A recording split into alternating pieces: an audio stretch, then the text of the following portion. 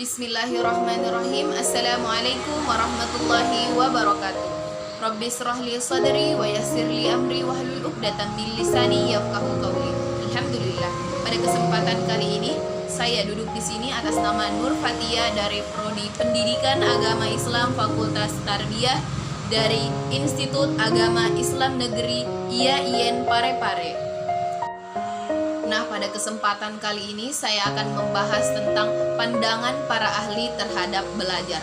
Dua di antaranya yaitu pandangan Carl Rogers terhadap belajar dan pandangan Kolb terhadap belajar. Seperti apa pembahasannya? Yuk, kita simak.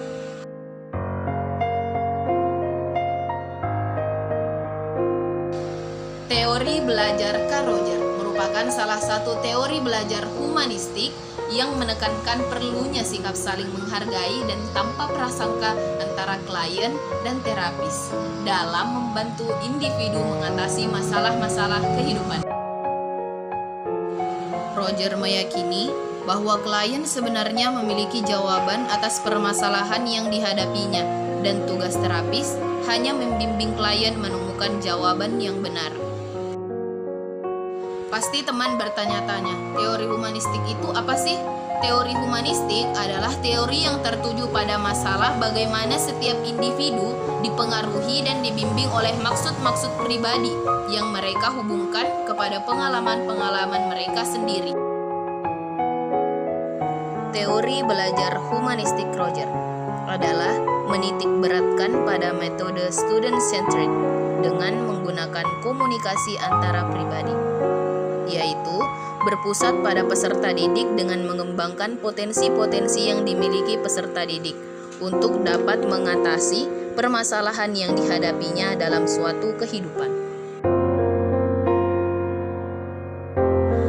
Seorang guru harus lebih responsif terhadap kebutuhan kasih sayang dalam proses pendidikan. Perasaan gembira, tidak tertekan, nyaman adalah hal yang paling diinginkan dalam proses belajar. Menurutnya, tujuan belajar adalah untuk memanusiakan manusia. Proses belajar dianggap berhasil jika si pelajar memahami lingkungan dan dirinya sendiri.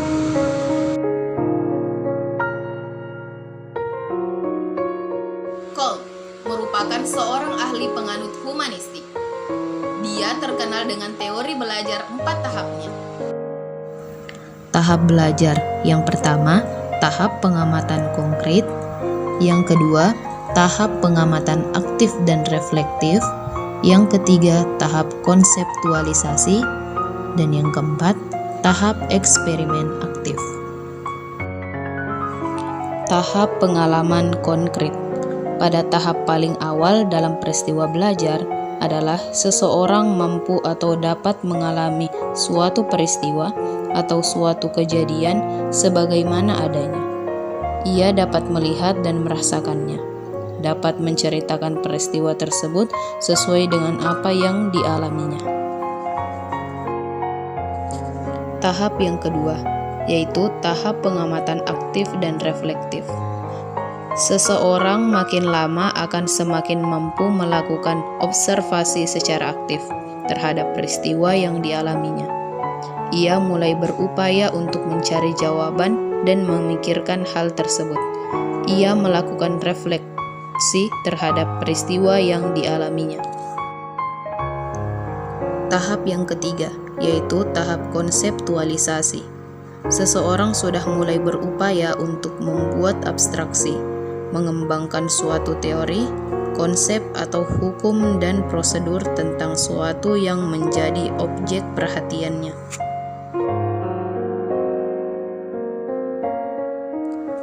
Nah, tahap yang terakhir yaitu tahap keempat adalah tahap eksperimen aktif. Seseorang sudah mulai mampu untuk mengaplikasikan konsep-konsep, teori-teori, atau aturan-aturan ke dalam situasi yang nyata. Berpikir deduktif banyak digunakan untuk mempraktekkan dan menguji teori serta konsep.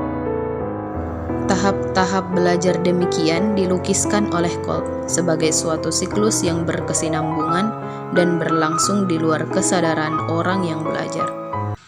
Nah, itulah tadi penjelasan beberapa pandangan para ahli terhadap belajar.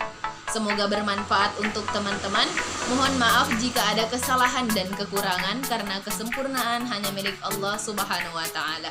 Demikian, wabillahi taufiq wal hidayah. Wassalamualaikum warahmatullahi wabarakatuh.